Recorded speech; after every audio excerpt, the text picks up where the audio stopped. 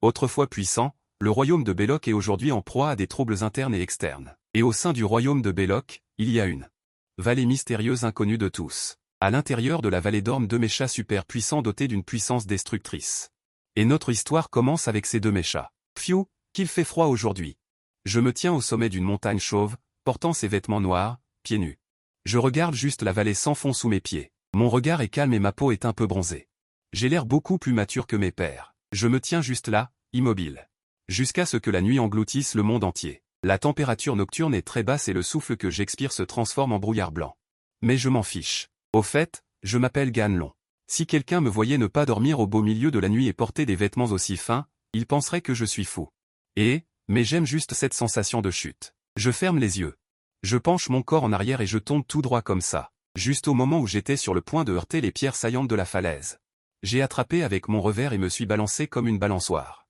C'est vraiment excitant. Je continue à descendre, mes mains agrippant les rochers. Mon corps suit et descend. Pour être honnête, je n'ai vraiment pas froid. Après un bon moment, j'ai finalement atteint la moitié. Ma sueur a commencé à perler sur mon front. Mais je n'ai pas l'intention de m'arrêter. Finalement, le soleil s'est levé. J'ai aussi atteint le fond de la vallée. C'est mort et sombre ici, plein de plantes mortes. Mais les restes de ces plantes sont très étranges. On peut dire qu'elles ne sont pas mortes de cause naturelle. Je continue d'avancer. En peu de temps, j'ai vu deux énormes machines humanoïdes. Ce sont les méchas d'armure. Ils doivent mesurer plus de 20 mètres de haut. Je les regarde et je me sens un peu excité. Je suis monté dans le mécha blanc et j'ai trouvé très habilement l'entrée. Dès que je suis entré, les lumières à l'intérieur se sont allumées. Maître, une voix mélodieuse retentit. Appelez-moi Ganlon. Je suis resté silencieux pendant un moment et j'ai dit, oui. Modification des données en cours. Modification réussie. Où est mon père? Recherche en cours. Désolé, aucune trace dans la base de données. Je suis resté silencieux à nouveau. Après une longue pause, il dit, viens avec moi. C'est en train de tomber automatiquement. Dispositif de protection désactivé. Dispositif d'amortissement désactivé. Verrouillage j'ai désactivé. J'ai entendu un cliquetis, puis la console devant moi s'est fendue des deux côtés et une boîte s'est soulevée. J'ai hésité un instant, mais j'ai quand même tendu la main pour saisir la boîte. La boîte s'est également fendue. Une sphère blanche et transparente a flotté, avec beaucoup de fils à l'intérieur. J'ai tendu la main. La sphère blanche s'est transformée en une aiguille qui s'est enfoncée dans ma paume. Ensuite, la sphère blanche était comme un liquide. Injecté dans mon corps, l'hébergement a réussi. Une voix a résonné dans mon esprit. J'ai poussé un soupir de soulagement et j'ai levé la main pour toucher ma paume. Je me suis souvenu de ma mère.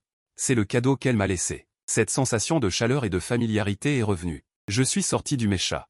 J'ai jeté un autre coup d'œil aux deux méchas qui étaient encore allongés là, puis j'ai fait demi-tour et je suis parti. Avant l'âge de 10 ans. J'étais très heureux. J'aimais le plus être aux côtés de ma mère, l'écoutant raconter des histoires sur l'immensité de la mer d'étoiles. Quant à mon père, je le détestais le plus. Il était toujours très strict avec moi. Avant l'âge de 10 ans, j'étais constamment en formation et en apprentissage, jamais comme les autres amis du même âge. J'ai joué librement. Je ne comprends pas pourquoi je suis le seul à devoir apprendre tant de choses alors qu'ils peuvent profiter pleinement de leur enfance. Ma mère était de santé fragile et m'a quitté quand j'avais 10 ans. Depuis lors, mon père est devenu encore plus strict. Ses exigences en matière d'entraînement et d'apprentissage sont également devenues de plus en plus élevées. J'ai senti que mon père transmettait tout son. Ses connaissances et ses compétences me sont transmises. J'ai une forte prémonition qu'un jour, mon père disparaîtra soudainement. Un jour, 6 ans plus tard, j'ai vu les informations laissées par mon père. Le contenu était très simple, je vais m'occuper de mes propres affaires. Le chemin à venir est bon. Ne vous inquiétez pas et ne me cherchez pas. L'illusion dans la vallée vous est laissée. 2 ans plus tard, j'ai pris ma décision. Je suis allé dans la vallée pour récupérer l'illusion. C'était le mécha que mon père m'avait laissé. Quant à l'autre cœur de mécha. Si tout se passe bien, il aurait dû être emporté par son père. J'ai commencé à escalader la montagne. Je veux rentrer à la maison. En cours de route, j'ai rencontré d'innombrables difficultés et défis. Mais je n'ai jamais abandonné. 7 jours plus tard, je suis finalement apparu à la périphérie de la ville. C'était autrefois un endroit riche, mais à mesure que les ressources s'épuisent, les gens l'oublient progressivement. C'est pourquoi le mécha caché dans la vallée n'a pas été découvert. N'est-ce pas Ganlon? Où es-tu allé t'amuser? Un oncle qui passait m'a salué. J'ai poliment répondu, je suis sorti faire quelques courses. L'oncle a soupiré, tu es bien, mais tu es trop respectueux des règles. Je ne sais pas ton père libertin. Comment t'a-t-il élevé pour que tu sois si excellent? J'ai répondu avec un sourire, merci. Récemment, l'extérieur est un peu instable. N'allez pas dans les grandes villes si vous n'avez rien à faire. L'oncle me l'a rappelé gentiment. Ses yeux me regardaient. Plus il me regardait, plus il m'aimait. Il pensait que la plupart des jeunes de la petite ville étaient allés dans les grandes villes. Il n'en reste plus beaucoup. Sa propre fille attend de trouver un partenaire. Où trouver de si bonnes conditions? Le seul dommage est que mes parents soient partis. En y repensant, il n'a pas vu ma mère souvent. Il savait seulement qu'elle n'était pas en bonne santé et qu'elle était toujours allongée. J'ai poliment répondu, merci. Je dois y aller. D'accord. J'ai marché en direction de chez moi. J'ai déjà pris ma décision. Je vais quitter cette petite ville pour retrouver mon père. L'ancien empire interstellaire autrefois prospère ne peut plus que vivre petitement et misérablement sur la ligne de front mortel de Fera. Et toi, en tant que membre de l'empire interstellaire, tu es sur le point de te lancer dans un voyage. Je suis juste descendu du train hyperorbital. Je suis arrivé dans la cité royale de Belloc. Je n'ai vu cet endroit qu'en images et en photos. Maintenant que j'y suis, je sens que c'est vraiment différent. J'étais en train de me demander où aller ensuite quand j'ai entendu Yuan rapporter des données à mon oreille, Bello. La cité royale de Belloc est située à 32 degrés de latitude nord et 72 degrés de longitude ouest sur l'étoile de Belloc, avec une température de 26 degrés, ce qui est approprié. Je me suis habitué à ce qu'elle apparaisse soudainement. L'humanité est déjà entrée dans l'ère interstellaire et a même émigré vers diverses planètes. Ont engendré de nouvelles civilisations. Cependant, il y a quelques milliers d'années, les humains et les extraterrestres se sont battus. Les humains ont perdu. C'est ainsi que les choses se sont passées plus tard. Je suis sorti de la gare. Bon sang, la rue principale à l'extérieur est remplie de manifestants. Des hommes, des femmes et des enfants brandissent des drapeaux. Ils criaient avec enthousiasme. Il y avait des soldats des deux côtés de la route, qui avaient l'air assez nerveux. Heureusement, il n'y a pas eu de grand conflit. J'ai jeté un coup d'œil et je suis parti avec mon sac à dos. J'ai l'intention de trouver un endroit où me loger. Au départ, je voulais trouver un hôtel à proximité, mais c'est la principale zone de la manifestation. Je ferais mieux de trouver un autre endroit. Écoutez tout le monde, ils ne répondent pas. Nous allons les épuiser ici. Un homme chauve d'âge moyen s'est tenu sur une autre plateforme et a crié. Les personnes en dessous ont répondu avec enthousiasme. Le moral est au plus haut. J'étais sur le point de partir quand soudain, il fit sombre. J'ai levé les yeux et j'ai vu une corvette apparaître dans le ciel au-dessus de la ville. Cette corvette n'est pas ordinaire. Yuan a immédiatement donné les données. J'ai regardé inconsciemment et j'ai pensé. Les gens ordinaires ne feraient pas une telle modification. À ce moment-là, une projection est apparue sous la corvette. C'est un vieil homme, avec une petite moustache et un air sarcastique. Vous avez 10 minutes pour vous disperser, sinon, vous en subirez les conséquences. L'homme sur la haute plateforme s'est mis en colère, Xiduolu, petit homme éhonté. Séduire sa majesté le roi. Ah, je n'ai pas le temps de dire des bêtises avec toi. Compte à rebours de 10 minutes. Si vous ne connaissez pas le bien du mal. Et j'accélère le pas. Je ne doute pas de la bonté des gens, mais je ne sous-estime pas la méchanceté de la nature humaine. L'homme sur la haute plateforme criait toujours, « Je suis là, que veux-tu faire ?» dans la salle de commandement de la corvette. Xiduolu avait l'air féroce. « Envoie-le en enfer. » Le capitaine à côté de lui était abasourdi. Il hésita et dit, « Seigneur, le temps n'est pas encore écoulé, et n'étions-nous pas censés simplement les effrayer ?» Xiduolu s'avança vers le capitaine et attrapa son col. « Fais ce que je te dis de faire. Tu feras ce que je te dis de faire, sinon il subira le même sort que lui. » Oui. Tout en marchant, j'ai entendu une émeute et des cris de panique. Et quand j'ai levé les yeux, des canons noirs s'étendaient du côté de la corvette. Il y en avait tellement, c'était terrifiant. Les visages de toutes les personnes présentes ont changé. L'homme sur la haute plateforme était sur le point de parler quand soudain, raté-até-té-até. Une rafale de coups de feu a transformé l'homme sur la haute plateforme en passoire en un instant, puis il s'est brisé en chair. Je me suis rapidement précipité au coin du bâtiment voisin et me suis accroupi, pensant, c'est trop fou. L'image de Xiduolu lui riait bruyamment, ne vous arrêtez pas, balayez cette racaille. Adulte. Va blesser son propre peuple. Dégagez. Balayez. Soudain, un grand bruit retentit et la corvette se brisa en deux au milieu. Tombant vers le sol. Je n'avais pas encore compris ce qui se passait quand Yuan a émis une alerte perçante. Avertissement. Découverte d'un nid d'insectes. Niveau de danger extrêmement élevé. J'étais un peu abasourdi. Un nid d'insectes. Ce n'est pas une blague. Un cri perçant est venu du ciel. J'ai immédiatement couvert mes oreilles, mais du sang a commencé à couler de mes oreilles. J'ai tourné la tête pour regarder autour de moi. Un silence de mort. Immédiatement après, une énorme explosion s'est propagée. La frégate s'est écrasée et a explosé. J'ai instinctivement serré ma tête dans mes bras. J'ai été emporté par l'onde de choc. Heureusement, j'étais assez loin et je n'ai pas été trop blessé quand je me suis relevé du sol. Avertissement. Évacué immédiatement. La voix de l'illusion s'est répétée sans cesse dans mon esprit. J'ai levé les yeux vers le ciel. Le ciel n'était plus bleu, mais un vide. Un tas de vers hideux, avec des exosquelettes métalliques et dodus, montraient leur bouche.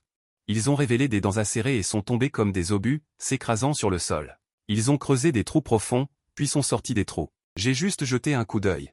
Puis je me suis retourné et j'ai couru désespérément, calculant une voie d'évacuation. Calcul de l'itinéraire en cours. Puis, une route verte est apparue dans mes yeux. J'ai commencé à courir le long de la route. Attention, la route sera ajustée à tout moment. La destination est l'aéroport interstellaire de Belloc. J'ai demandé en courant, n'y a-t-il aucune possibilité de repousser ces insectes? Calcul en cours. Résultat du calcul, 0%. La réponse de Illusion a rendu mon visage livide. Selon ce résultat de calcul, la planète Belloc est probablement finie cette fois. J'étais plein de doutes. Serait-ce que la ligne de front de Phyla avait une faille? Sinon, comment ces insectes auraient-ils pu traverser la ligne de défense? Et personne n'a reçu l'information à l'avance. Itinéraire ajusté vers l'ouest. Des fluctuations d'énergie ont été détectées devant. Jugé comme un nouveau nid d'insectes. J'ai immédiatement changé de direction. À ce moment-là, toute la capitale royale est tombée dans une panique et une lamentation extrême, et s'est transformée en un chaos en un instant. Des nids d'insectes naissent un par un. Les ergs descendent. L'ancienne patrie est devenue une ruine mortelle. Les humains ont été forcés de fuir leur propre planète et d'errer dans l'univers. Et je me suis réveillé avec des super pouvoirs pendant la bataille. J'ai acquis la capacité de contrôler les appareils électroniques. J'ai levé les yeux vers le ciel, et j'ai vu d'innombrables insectes jaillir des nids d'insectes. Il y avait aussi un énorme insecte volant qui patrouillait dans le ciel. J'ai eu la chair de poule et j'ai couru désespérément. Je n'ai pas osé regarder en arrière. Illusion m'a soudainement rappelé qu'il y avait des outils disponibles devant. Je suis arrivé au coin. J'ai trouvé un cadavre et un skateboard à jet. J'ai ramassé le skateboard et je suis monté dessus. Déverrouillage en cours. Déverrouillage réussi. Contrôle en cours. Le skateboard démarre instantanément, la puissance est réglée au maximum, je m'accroupis pour me stabiliser. Je me suis précipité en avant, je suis arrivé à l'aéroport interstellaire de Belloc, c'est déjà le chaos. L'ordre s'effondre, plus de la moitié des vaisseaux spatiaux ont déjà démarré, les gens s'enfuient tous frénétiquement. J'ai abandonné le skateboard et j'ai suivi la foule à l'aéroport, un vaisseau spatial bondé a décollé de force. Mais il s'est écrasé contre le trou du nid d'insectes et a explosé instantanément. À ce moment-là, une armée a escorté un groupe de nobles. Ils ont brutalement repoussé les autres et ont abattu ceux qui résistaient sur place. La scène était remplie de lamentations, le désespoir enveloppait tout le monde, j'étais profondément choqué par cette scène. Est-ce la disparition? Il n'y a pas si longtemps, tout était normal, maintenant le monde est sur le point d'être détruit. Calcul de la fuite en cours. Vous devez monter à bord du vaisseau spatial T-231. La probabilité d'évasion est de 70%. Système déverrouillé. Implémentation des informations. La voix de Yuan m'a ramené à la réalité. J'ai suivi les indications, le vaisseau spatial T-231 est situé sur le bord ouest de l'aéroport interstellaire et a commencé à fermer ses portes. J'ai commencé à courir frénétiquement. Des insectes plulés ont rampé hors du nid d'insectes dans le ciel. Un insecte métallique hideux est tombé à côté de moi. Il a creusé un trou profond. Je ne m'en suis pas soucié et j'ai continué à courir frénétiquement. L'insecte est sorti du trou, des yeux rouges reflétaient mon apparence, il a ouvert la bouche. Un liquide visqueux s'est écoulé. Avertissement, vous avez été verrouillé par un léviathan de grade soldat de type 1, Zerg. Yuan a donné un conseil. Le léviathan est un insecte lourd commun chez les Zergs, avec une carapace dure. Les dents sont acérées. Mon cœur a coulé au fond, mais j'ai essayé de rester calme. Ne paniquez pas. Le léviathan s'est précipité vers moi. Son corps énorme est imparable. Avertissement de danger. J'ai sauté et j'ai roulé plusieurs fois sur le sol. L'endroit où je me tenais a été frappé par la lame de contact du léviathan et a creusé un trou profond. Je n'étais pas du tout heureux d'avoir échappé à la catastrophe. Parce que le danger était plus proche. Le léviathan a ouvert sa gueule géante et m'a mordu. Jugement automatique, passage à un état de danger extrême, activation de la défense d'urgence, le bouclier de particules est activé. Juste au moment où le léviathan était sur le point de me mordre, un écran de lumière blanche est soudainement apparu. Crac. Le léviathan a poussé un cri de douleur. Ses énormes dents se sont directement cassées. L'énergie est épuisée. Passage en mode veille. La voix de Yuan est devenue de plus en plus faible et mon cœur a coulé au fond.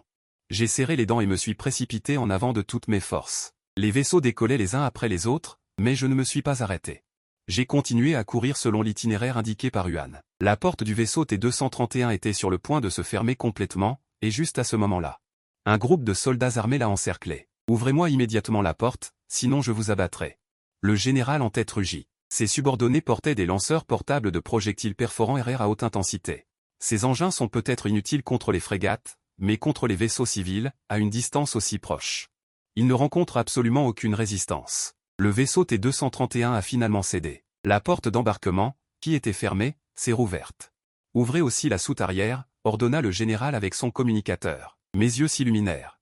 Je pensais que j'arrivais trop tard, mais maintenant j'ai largement le temps. Lorsque la porte du T-231 s'est complètement ouverte, le général dit à son adjoint, montez à bord. S'il n'y a pas assez de place, faites descendre leurs hommes. C'est erré. Le général commença à monter à bord avec les soldats. Alors que je me rapprochais de plus en plus du T-231, j'ai vu un groupe de personnes désespérées et pleurant être expulsées de force. Les soldats ne se souciaient pas de savoir s'ils vivaient ou mouraient et les ont directement donné un coup de pied depuis l'entrée. L'entrée faisait au moins 5 ou 6 mètres de haut. Même s'ils ne mouraient pas en tombant, ils seraient estropiés, tirés directement sur ceux qui osent résister. Des lamentations, des cris et des pleurs sont devenus la représentation la plus authentique de ce moment. Lorsque le dernier soldat est monté à bord du vaisseau, la porte a commencé à se fermer lentement. À ce moment-là, j'étais déjà arrivé à l'avant du vaisseau, en bas. J'ai sauté et attrapé le support du vaisseau. J'ai commencé à grimper. Lorsqu'Huan a tracé l'itinéraire vers le T-231, il m'a indiqué l'entrée du vaisseau. L'orifice d'évacuation des déchets ménagers situé en bas. De là, on peut entrer dans le conduit d'évacuation, puis à l'intérieur. Mais il faut faire attention à une chose, il faut traverser le conduit d'évacuation avant que le vaisseau n'entre dans l'espace. Sinon, les vannes du conduit se fermeront toutes. J'ai réussi à grimper jusqu'à l'orifice d'évacuation et j'ai tendu la main pour la poser dessus. Identification réussie. Le couvercle de l'orifice d'évacuation s'est ouvert directement. Je suis entré en rampant. L'éjecteur du vaisseau s'est ouvert et des flammes ont jailli. Le T-231 s'est lentement élevé. Après quelques dizaines de secondes, il a commencé à ajuster sa direction de vol, puis à décoller, quittant l'aéroport interstellaire. Le général, à bord du vaisseau, est arrivé au poste de pilotage avec les soldats. Personne n'a osé l'arrêter. Quitter la planète Belloc le plus vite possible. Le général a donné l'ordre. Le capitaine qui pilotait le vaisseau était un homme d'âge mûr, calme et posé. Il fronçait les sourcils. Son visage était grave et ses yeux fixaient l'écran. Bien qu'il s'agisse d'un vaisseau civil. Il était également équipé de quelques éléments pratiques, comme un scanner. L'écran était rempli de points rouges. J'ai suivi l'itinéraire que m'avait donné Huan, entrant dans le débarras par le registre de ventilation. Il était rempli de boîtes. J'en ai ouvert une, elle contenait des pièces mécaniques, probablement pour entretenir le vaisseau. Soudain, le vaisseau a été secoué violemment, j'ai failli tomber. Une alarme a retenti, un son strident résonnant sans cesse. Nous sommes attaqués. Je me suis demandé, perplexe. Dans le cockpit, le capitaine entrait des commandes sans cesse. Il stabilisait le vaisseau. Le général transpirait également de nervosité. La secousse précédente n'était pas due à une attaque. Mais un autre vaisseau spatial avait choisi la même trajectoire que nous. Il a explosé en l'air, les ondes de choc ont fait perdre l'équilibre à notre vaisseau. Le temps passait seconde après seconde, le capitaine a finalement rétabli tous les paramètres du vaisseau. L'alarme s'est arrêtée. Il a résolument mis la puissance au maximum. La salle des machines du vaisseau a émis un bruit énorme, une violente flamme jaillissant de l'arrière. L'énorme inertie a fait basculer tout le monde vers l'arrière. J'étais allongé sur le sol, pensant que le vaisseau devait accélérer. Plus tôt nous quitterons cette planète, plus nous serons en sécurité. Je me souviens que mon père avait dit une fois, avant d'avoir une armée régulière puissante. N'essayez pas d'engager le combat avec les insectoïdes. Leur nombre est inimaginable. Le vaisseau spatial T-231 a réussi à quitter l'atmosphère. Entrant dans l'espace. Il y a encore beaucoup de points rouges sur l'écran du scanner, mais heureusement. Ces insectes ne sont pas venus nous chercher des ennuis, mais se sont déversés sur la planète Belloc. Je suis sorti du débarras. Je suis arrivé dans le couloir, j'ai affiché des images de l'extérieur. On pouvait voir le vaisseau s'éloigner de la planète Belloc. Elle s'éloigne de plus en plus de nous. Il y a aussi pas mal de vaisseaux qui s'échappent. La vitesse de la défaite est inimaginable. Il n'y a absolument aucune capacité de résistance. Pourquoi mon père en savait-il autant? Peut-être que seule sa découverte pourra nous donner la réponse. Peut-être que nous ne le saurons jamais. Mes nerfs étaient tendus entre la vie et la mort. Maintenant qu'il se relâche. Je me sens très fatigué et confus. Je ne sais pas où ce vaisseau spatial va aller. Huan est également tombé dans un sommeil profond. Je ne sais pas quand il se réveillera. Un gros homme en vêtements luxueux est entré en essuyant la sueur de son front. Jiawei. Sommes-nous en sécurité? Jiawei a répondu respectueusement, jeune maître. Nous sommes en sécurité. Où allons-nous aller alors? Le gros homme parlait encore en tremblant un peu. J'imagine que son esprit ne s'est pas encore complètement calmé. Jiawei a regardé le capitaine et a dit, où ce vaisseau spatial a-t-il l'intention de voler? Le capitaine n'a pas dit un mot, mais a ouvert silencieusement la carte des étoiles, puis a dit d'une voix légèrement sèche. Nous avons de la chance. Ce vaisseau spatial a suffisamment de carburant, selon l'itinéraire initialement prévu.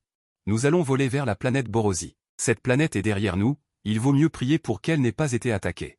Le visage de Jiawei regarda le capitaine d'âge moyen avec une expression un peu laide. Que voulez-vous dire? Je ne sais pas si c'est une coïncidence.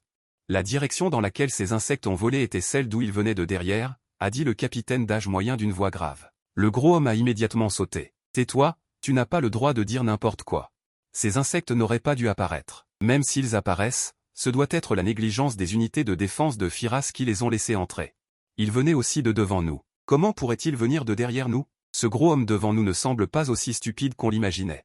Au moins, il a aussi des connaissances de base, a dit le capitaine d'âge moyen après un long silence. Il n'y a rien d'étrange. Des insectes qui n'auraient pas dû apparaître ne sont-ils pas apparus devant nous? Jiawei a dit au gros homme. Jeune maître, vous devriez d'abord retourner vous reposer, laissez-nous le reste. Le gros homme a à peine contrôlé sa peur intérieure. En fait, la raison pour laquelle il a si vivement réfuté les paroles du capitaine n'était-elle pas pour se réconforter lui-même? D'accord. Alors je te laisse faire. Le gros homme est sorti du cockpit. Jiawei a dit au capitaine. Quelle est la probabilité de ce que vous avez dit? Le capitaine d'âge moyen a dit avec un sourire amer. Je ne suis pas sûr non plus. L'expression de Jiawei a changé plusieurs fois. Finalement, il a dit à ses subordonnés à côté de lui, surveillez-les. Jiawei a quitté le cockpit. Son humeur ne s'est pas particulièrement améliorée. Les paroles du capitaine étaient comme une ombre persistante. L'ombre s'attardait dans son cœur. Je suis entré dans l'ascenseur pour aller à la zone des passagers. C'est le fond du vaisseau spatial. Il n'y a rien à manger. Je ne peux pas rester ici longtemps. Je dois me rendre à la zone des passagers dès que possible et me mélanger avec les personnes qui n'ont pas été abandonnées auparavant. L'ascenseur continue de monter. Finalement, il s'est arrêté. Dès que je suis sorti de l'ascenseur, j'ai entendu des bruits forts. Il y avait des jurons et des pleurs. Je suis allé au coin devant. J'ai vu un grand nombre de réfugiés accroupis là. Les yeux de chacun étaient pleins d'effroi, bien qu'ils soient plus chanceux que ceux qui n'avaient pas échappé. Mais parfois, vivre est aussi une torture. À ce moment-là, la diffusion du vaisseau spatial a retenti. Bonjour à tous. Je suis le général Jiawei. Ce vaisseau spatial est désormais sous ma direction. Quiconque ne coopère pas sera jeté dehors. En raison du nombre excessif de personnes à bord, toute la nourriture sera rationnée. J'ai déjà jeté beaucoup de gens dehors. Vous devriez savoir quoi faire. Je n'ai pas pu m'empêcher de secouer la tête. Effectivement, la force est la vérité. Je ne crois pas que ces gens distribueront beaucoup de nourriture pendant le long voyage spatial. Si la nourriture venait à manquer et qu'il était impossible d'atteindre le point de ravitaillement spatial désigné ou une planète civilisée pour se réapprovisionner, ce serait pratiquement une impasse. En effet, 7 ou 8 heures se sont écoulées. Toujours pas de soldats pour distribuer la nourriture. Certains jeunes enfants commencent à pleurer. Heureusement, leurs parents et proches s'efforcent de les calmer. Cela n'a pas encore provoqué le mécontentement des soldats de garde. 3 heures de plus se sont écoulées. Finalement, un groupe de soldats est arrivé en poussant un chariot de nourriture. Tout le monde s'est précipité dessus. Gardez l'ordre, sinon ne nous blâmez pas d'être impolis. Le chef des soldats transportant la nourriture a sorti son arme de sa taille et l'a pointée sur la foule qui s'approchait. Immédiatement, la foule s'est calmée. La nourriture a commencé à être distribuée. Chacun a reçu un biscuit de la taille d'une paume et une bouteille d'eau.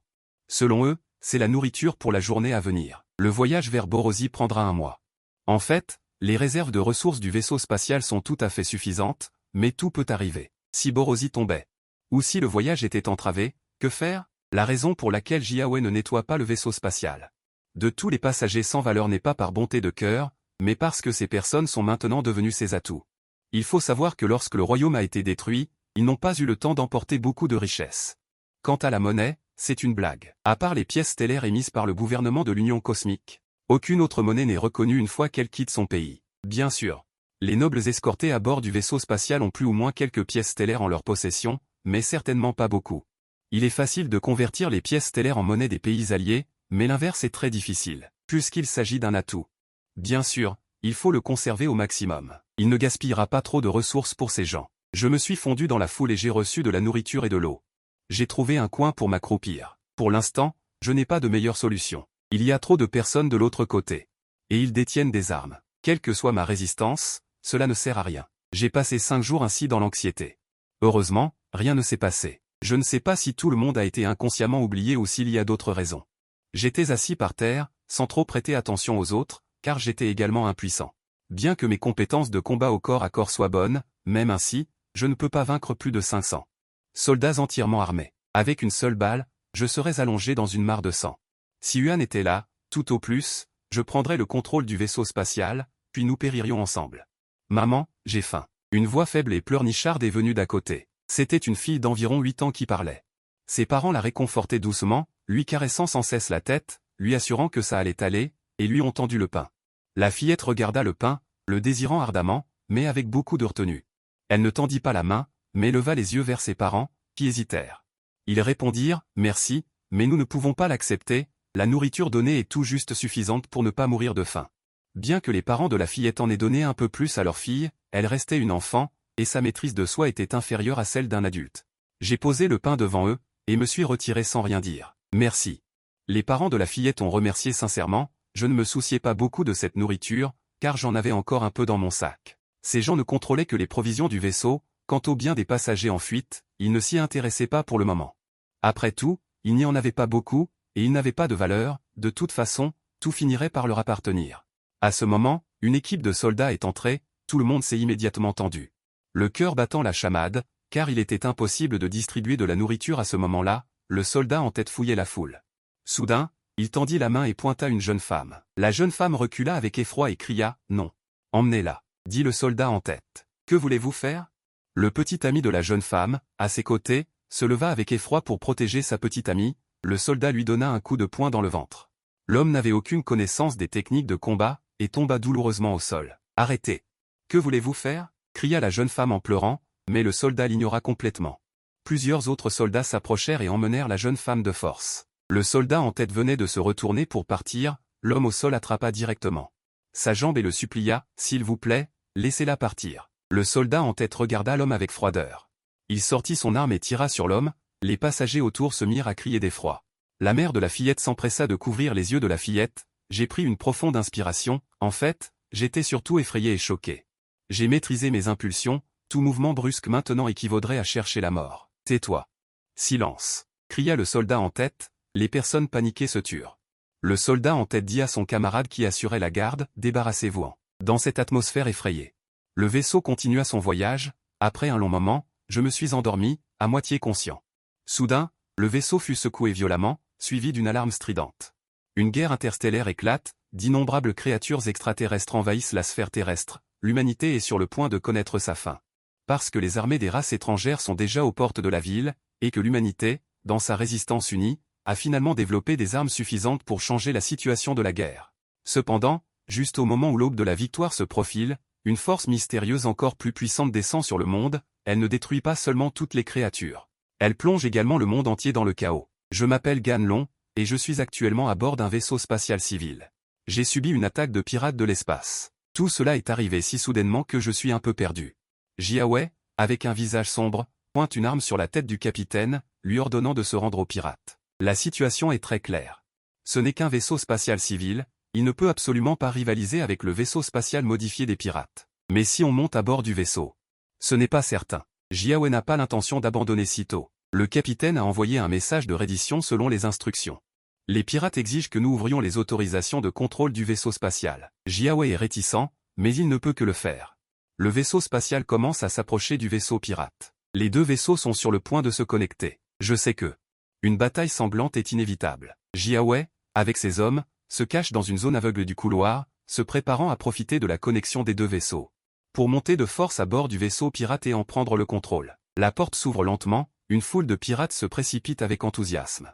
Jiawei donne un ordre, les soldats lancent une contre-attaque des deux côtés du couloir. Cependant, les pirates ne reculent pas, au contraire, ils commencent à contre-attaquer. À ce moment-là, des pas lourds se font entendre. Un mécha léger sort d'un couloir à l'arrière. Après avoir vu le mécha, Jiawei donne immédiatement l'ordre de battre en retraite. Mais le mécha lève la main, des canons noirs s'étendent. Une rafale. Les soldats de Jiawei tombent les uns après les autres. Jiawei fait un bond. Se cache dans un coin. Soudain, le mécha ouvre un trou dans son bras, un canon de calibre 93 s'étend. Un obus explosif est éjecté. L'énorme explosion projette Jiawei en l'air. Sa moitié inférieure disparaît. Mort sur le coup. Après la mort de Jiawei, les pirates se précipitent dans le vaisseau spatial avec encore plus d'audace. Je vois que leur chef est un grand homme portant une armure légère individuelle. Il ordonne que toutes les femmes soient emmenées. Et que les hommes soient laissés pour compte pour être vendus. Les pirates commencent à piller la foule, la scène est chaotique. Je baisse la tête, réfléchissant à la manière de réagir. Je découvre que l'armure du chef des pirates n'est pas très avancée. Elle ne peut pas défendre sans angle mort. Je décide de profiter du chaos pour trouver une occasion d'éliminer le chef des pirates. Je me rapproche de lui discrètement. Soudain, je me jette sur le grand homme. Daan fut surpris et réagit à peine avant de lever son arme. J'ai disparu en un éclair devant lui. Avant qu'il ne puisse réagir, je lui avais déjà subtilisé l'autre arme accrochée à sa ceinture. Et en pointant l'arme sur sa tête, j'ai dit « Bouge, et je te tue ». J'ai dit. Les autres pirates ont finalement réagi et ont tous pointé leurs armes sur moi. La situation s'est enlisée. « Tu crois que tu vas t'échapper en me kidnappant » dit Daan en louchant. Il était calme et pas du tout paniqué. Je n'ai pas fait attention à ce qu'il disait. Au lieu de cela, j'ai dit « Désactive ton armure de combat individuelle. Tu as 5 secondes. Sinon, je te tue. Tu peux essayer. » En fait, Daan a aussi été négligent. Il n'avait pas mis le casque de son armure de combat individuelle. Il ne s'attendait probablement pas à ce que cela arrive. Mais c'est normal. Il pensait qu'il n'y aurait pas de résistance, sinon il ne serait pas descendu du méca léger. Petit morveux. Point tu es assez impitoyable, dit Daan. Il pouvait entendre que je ne plaisantais pas. Alors il a désactivé son armure de combat individuelle. Les loquets de connexion interne se sont ouverts et l'armure est tombée directement sur le sol. Les deux camps étaient dans une impasse, personne ne voulant reculer. En fait, je ne pouvais pas reculer. Pour moi, il n'y avait pas d'échappatoire à la situation actuelle. Être capturé par les pirates ne présageait rien de bon. À ce moment-là, une communication s'est connectée au bracelet de Daan. Le bracelet émettait des sons constants. Daan n'a pas répondu. J'ai tendu la main et j'ai tapoté le bracelet de Daan. Une voix anxieuse est venue, « Mauvaise nouvelle, chef. Nous sommes encerclés. » Un pirate a crié, paniqué. Encerclés. Les autres pirates ont également été stupéfaits. Comment est-ce possible? Est-ce que d'autres pirates viennent nous doubler? Mais cette probabilité est encore plus faible que de gagner à la loterie. J'étais aussi très confus. Je ne savais pas ce qui se passait. Qui est-ce? Le chef des pirates, Daan, a demandé calmement. Ce type a une bonne force mentale. Non. Point je ne sais pas. Mais nous ne pouvons absolument pas battre notre ennemi. Leur flotte est un monstre. La voix du pirate dans le communicateur tremblait. À ce moment, tout le vaisseau a été secoué violemment. Il semblait que quelqu'un avait forcé l'entrée du vaisseau. Daan cherchait une occasion de se débarrasser de moi, mais il n'en avait aucune. Je le tenais fermement, sans le lâcher du tout. Petit morveux. Tu ferais mieux de me relâcher, nous avons encore une chance de survivre, sinon nous allons tous périr ensemble. Daan dit froidement. Je répondis sans réfléchir, impossible. Il ne pourrait pas y avoir pire situation qu'actuellement. Quand j'ai entendu que la flotte adverse était un géant, j'avais encore un peu d'espoir. Peu de temps après, des bruits de pas rapprochés se firent entendre dans le couloir. Des centaines de soldats en armure individuelle flambant neufs se précipitèrent. Vermine, déposez vos armes, ne nous forcez pas à agir. Une voix héroïque se fit entendre de derrière. On vit un homme marcher la tête haute, à grands pas. Ses cheveux étaient peignés avec soin, son visage rayonnait de joie, ses deux sourcils étaient relevés. Capitaine, ce ne sont pas des vermines, ce sont des pirates. Une femme membre de l'équipe aux cheveux courts à côté de l'homme dit, impuissante, ça ne devrait pas faire de différence, non? Les pirates sont des êtres rusés et cruels, il y a une différence entre les deux. Capitaine, vous devez reconnaître votre erreur. L'homme prit une profonde inspiration et dit, je comprends. Ensuite, il regarda les pirates présents et dit à haute voix, déposez vos armes. Main sur la tête, accroupissez-vous tous dans un coin. Que celui qui veut résister se lève immédiatement.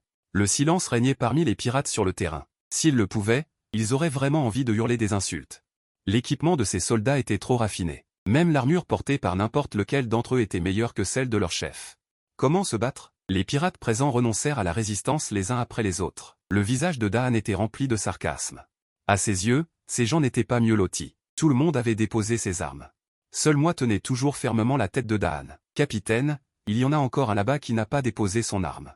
Le capitaine, qui avait l'air très amusant, se frotta le menton et dit, ai-je besoin que tu me le rappelles? Après avoir dit cela, il s'approcha de moi et dit, dépose ton arme. Je lâchai le pistolet dans ma main.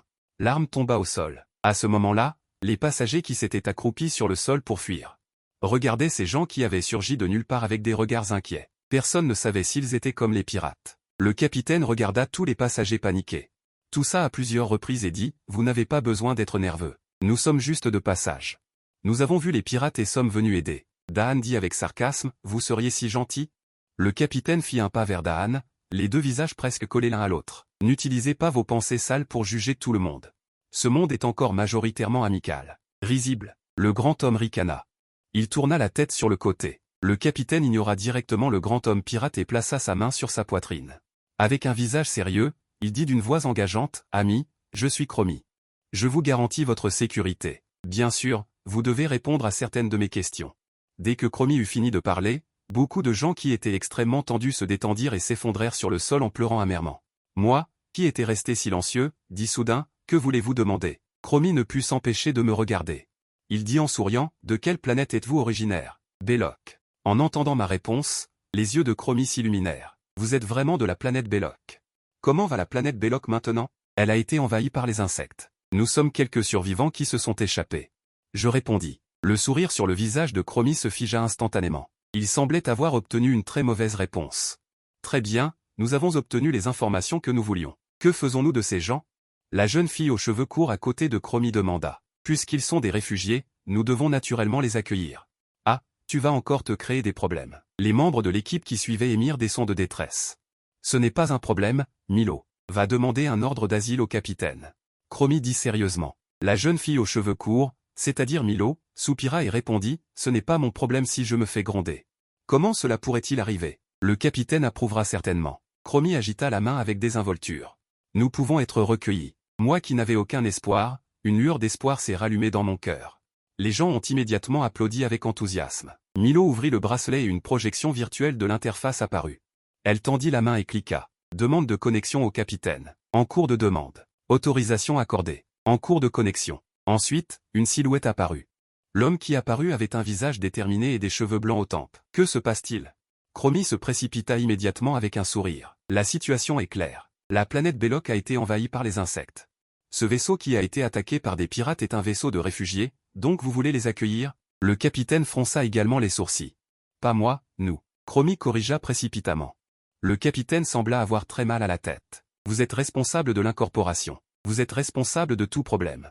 Pas de problème, Chromie répond joyeusement, plus vite.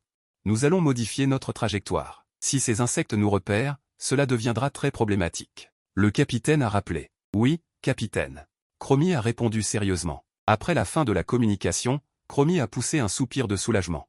Lâche-moi, je ne suis pas un pirate. Une voix luttante est venue de derrière. 2 soldats ont traîné un gros homme obèse. Chromie a regardé l'homme gros. Qu'est-ce qui se passe? Nous avons trouvé ce type en train de faire des choses répréhensibles. Vous n'avez pas le droit de nous dire quoi faire. Ce vaisseau spatial est à nous, dit l'homme gros avec crainte. Chromie s'est approché de l'homme gros. L'homme gros était de plus en plus terrifié. Chromie n'a pas hésité et a frappé l'homme gros au ventre avec son poing. C'était vraiment un cri de cochon qu'on égorge. Nous avons également attrapé un groupe de personnes qui tentaient de résister, ont poursuivi les soldats. Quiconque commet un crime. Restez tous sur le vaisseau spatial et laissez-les se débrouiller seuls. Tous les pirates sont emmenés. Les réfugiés en fuite ont commencé à être enrôlés. Terminez tout dans les 12 heures. Où allons-nous? Quelqu'un a demandé avec inquiétude. L'Hibernia sera votre maison à partir de maintenant. Bienvenue à la maison, répondit Chromie sérieusement. 3 jours plus tard. Je me suis réveillé à bord de l'Hibernia. Ce lit en métal était dur. J'ai levé les yeux et regardé le plafond en métal. J'ai l'impression que tout cela n'est qu'un rêve. La pièce est petite, seulement environ 7 mètres carrés. Pas de toilettes séparées. Un lit et une table sont tous les meubles. Il y a une lampe et un évent au plafond. Bien que les conditions soient rudimentaires, c'est au moins un endroit où vivre. L'Hibernia est un gigantesque vaisseau-mère interstellaire. Il mesure environ 80 km de long et environ 25 km de large et abrite plus de 20 millions d'habitants. Mais tout le vaisseau-mère n'est pas une zone de vie, il y a donc une surpopulation ici. Les zones de vie sont divisées en A, B. Chaque zone bénéficie de différentes ressources. Je suis maintenant dans la zone F, la plus basse. C'est là que sont spécialement hébergés les réfugiés interstellaires errants. Selon le capitaine de l'Hibernia, le vaisseau-mère est comme une personne. Il a besoin d'une injection de sang frais. Bien sûr, l'Hibernia n'héberge pas non plus les paresseux. Après avoir été recueilli, je dois trouver un emploi pour gagner ma vie. 2 devises sont en circulation sur l'Hibernia. L'un est un point de crédit, l'autre est une pièce stellaire. Je ne comprends pas très bien. Puisque la plupart des endroits que nous avons traversés sont tombés, pourquoi les pièces stellaires peuvent-elles encore être utilisées? Le Xiboni a déjà erré dans l'univers pendant plus de 200 ans. Les extraterrestres ont depuis longtemps franchi la ligne de défense de Firas. L'anéantissement d'Hyperion s'est également produit après avoir été attaqué par l'arrière. Par conséquent, le Xiboni ne peut que se rendre à la ligne de défense de Firas pour obtenir de l'aide. Le vaisseau spatial vole vers la ligne de front.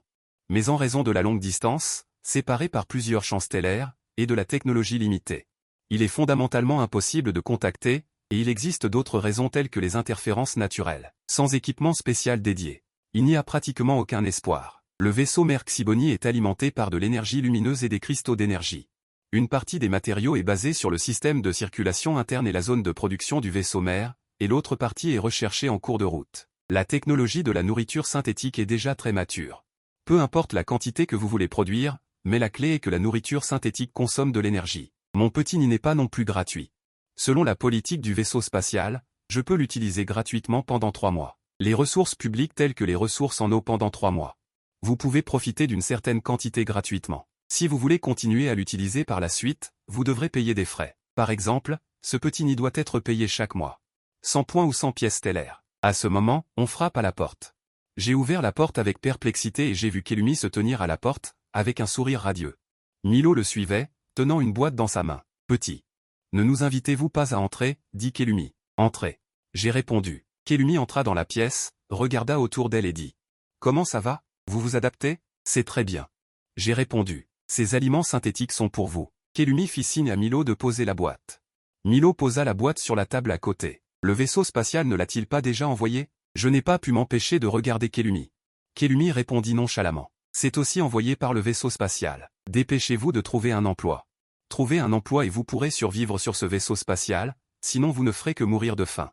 Finalement, le cadavre devint de la nourriture. J'ai hésité un instant et j'ai demandé. Pourquoi me dis-tu tant de choses? Kelumi Baya. Il n'y a pas tant de raisons, puisque vous avez survécu. Alors vis bien ta vie. Je suis sorti de la pièce et j'ai fermé la porte. Devant moi se dressent des bâtiments métalliques denses. Il y a des passages reliant chaque bâtiment. Je me suis dirigé vers le passage menant à la zone D. En chemin, j'ai vu de nombreux réfugiés comme moi. Ils cherchent également du travail. Bientôt. Je suis arrivé à la bifurcation. Ici, on peut aller à différentes zones du secteur D. J'ai décidé de tenter ma chance dans la zone D1. J'ai entendu dire qu'il y a plus d'opportunités d'emploi là-bas. Une station de contrôle est installée à la jonction des secteurs D et F. Tous ceux qui veulent entrer dans le secteur D doivent subir des examens avec certains instruments. C'est une sorte de discrimination, mais ce n'est pas totalement déraisonnable. Après tout, les conditions de vie dans le secteur F ne sont pas bonnes, et de nouveaux réfugiés arrivent fréquemment. Bien que j'ai été examiné avant de monter à bord du vaisseau spatial. Qui sait s'il y a quelque chose qui ne peut pas être détecté? Les examens de routine quotidiens sont toujours nécessaires. Je suis arrivé à la station de contrôle. Et je me suis mis en file avec la foule. Le passage d'inspection était très large, et la foule avançait rapidement. Bientôt, c'était mon tour. Je suis entré dans un passage arqué d'inspection spéciale, et dès que je suis entré, j'ai pu sentir des rayons de différentes couleurs me scanner. Identification d'identité réussie. Ganlon. Citoyen de 5e classe. État de santé, sain. État mental, sain. J'ai entendu la voix mécanique froide et j'ai traversé le passage d'inspection. Les ergs, les Kij et les aliens, 3 forces maléfiques, ont envahi la Terre, forçant les humains à fuir leur patrie. Ils errent dans l'espace. Heureusement, certains humains ont maîtrisé des technologies génétiques avancées. Non seulement ils ont éveillé divers pouvoirs extraordinaires, mais ils ont également téléchargé leur conscience sur des serveurs cloud, réalisant l'immortalité. Depuis lors, les humains ont inauguré une nouvelle ère de guerre interstellaire. Je m'appelle Ganlon. Aujourd'hui, j'ai enfin trouvé un emploi. Ce travail, en termes simples, est celui d'un collecteur de ressources. Le vaisseau spatial Xiboni doit, au cours de son long voyage, continuellement reconstituer ses ressources de l'extérieur. Cette partie du travail nécessite des collecteurs de ressources spécialisés. Tôt le lendemain matin, je suis arrivé très tôt à l'endroit de la formation désignée. Beaucoup de gens entraient déjà les uns après les autres. Je suis entré aussi. À l'heure indiquée, un homme grand, tout en noir et musclé est entré. Il a dit, tout le monde, entrez dans vos machines d'entraînement respectives. Je vais expliquer et vous montrer comment opérer en même temps. Si vous n'écoutez pas attentivement, il sera inutile de pleurer et de crier lorsque vous rencontrerez un danger. Chaque machine a le nom correspondant sur l'écran extérieur. La coquille d'œuf a commencé à se fermer lentement. Je me suis assis sur le siège du conducteur. À ce moment-là, la voix de l'instructeur a retenti dans mes oreilles. Beaucoup d'entre vous sont nouveaux ici, et certains n'ont pas réussi la formation de la session précédente. Vous serez tous regroupés et formés à nouveau. J'espère que vous pourrez étudier dur. Ce n'est pas seulement lié à vos revenus, mais aussi à votre vie. Les soi-disant exploitants sont des machines légères retirées du Xiboni. La plupart des armes ont été retirées et des propulseurs de grande taille ont été installés. Pour faciliter le travail, j'écoutais attentivement tout en sentant la gravité changer. La température à l'intérieur du cockpit augmentait également. C'est pour nous permettre de nous adapter à un état très normal à long terme. Nous avons beaucoup de choses à apprendre. Tout d'abord, il faut apprendre à utiliser l'extracteur, se familiariser avec ses performances, et aussi apprendre à distinguer les ressources utiles. Tout cela est dû au fait que le département d'extraction des ressources manque cruellement de personnel. Le Xiboni n'a toujours pas trouvé de planète civilisée capable d'assurer un ravitaillement important. Il ne peut se ravitailler qu'à partir des planètes tombées en ruine et des planètes désertes le long du trajet. Les pertes sont quotidiennes parmi les extracteurs. Les anciens meurent constamment et les nouveaux ne suivent pas le rythme. Un fossé est en train d'apparaître. Les jours passent, jusqu'au 20e jour. Alors que le tuteur donnait cours, plusieurs officiers portant des uniformes militaires bleus à manches longues sont entrés. Que se passe-t-il? Demanda l'instructeur en fronçant les sourcils. Bonjour. Je suis le lieutenant Bolioka. Voici l'ordre de mobilisation du département des ressources logistiques. Nous réquisitionnons maintenant les nouveaux extracteurs pour qu'ils prennent leurs fonctions à l'avance. C'est absurde. L'instructeur se mit en colère. Je suis désolé, c'est un ordre. Je suis seulement responsable de l'exécution. Si vous avez des objections, vous pouvez faire appel à vos supérieurs, dit Bolioka avec une légère excuse. Après avoir dit cela, Bolioka se tourna vers tous les étudiants et dit, « Tout le monde, veuillez nous suivre. » Tout le monde se regarda, se tournant vers l'instructeur, tous un peu mal à l'aise. L'instructeur, le visage livide, finit par dire « Allez-y ». Ainsi, plus d'une centaine d'élèves suivirent tous Bolioka en quittant la salle de classe. Bientôt, Bolioka nous amena à une entrée spéciale dans la zone D. Il y avait 3 équipes de garde portant des armures individuelles qui montaient la garde ici. Bolioka s'avança et dit. Ouvrez l'ascenseur du passage. Nous devons nous rendre dans la zone 3. Oui. Monsieur. Le chef des gardes ici salua, se tourna et commença à opérer. La porte géante en alliage de 10 mètres de haut et 20 mètres de large commença à s'élever. Allons-y. Bolioka prit la tête et entra. Après être entré dans le passage, nous avons suivi Bolioka et sommes montés sur une immense plateforme en acier. Ensuite, la plateforme trembla un peu et commença à descendre. Je restai bouche bée devant l'immense vaisseau de pillage de ressources de 800 mètres de long. En dehors de quelques armes, ce vaisseau a été modifié dans sa quasi-totalité, libérant ainsi un maximum d'espace. Petit, arrête de rêvasser. Une voix derrière moi ramena mon attention. Je me suis retourné.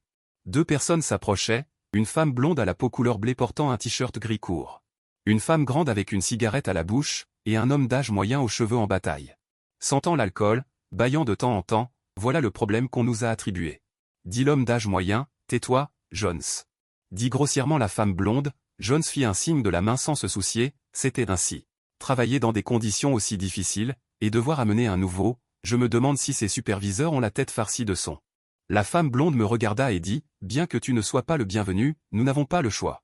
Puisque nous sommes dans le même groupe, je ne veux pas que tu meures si facilement, suis-nous de près. N'agis pas comme bon te semble, c'est la meilleure façon de survivre. Merci. Je ne suis pas en colère contre l'attitude des deux, d'une certaine manière, à leurs yeux, je suis un problème, je m'appelle Enna. Allons-y, nous devons embarquer. Dit simplement Enna, je suivis Enna et Jones vers un grand vaisseau de pillage. Selon Enna, nous n'avons pas été tirés au sort pour la mission de collecte des ressources en eau.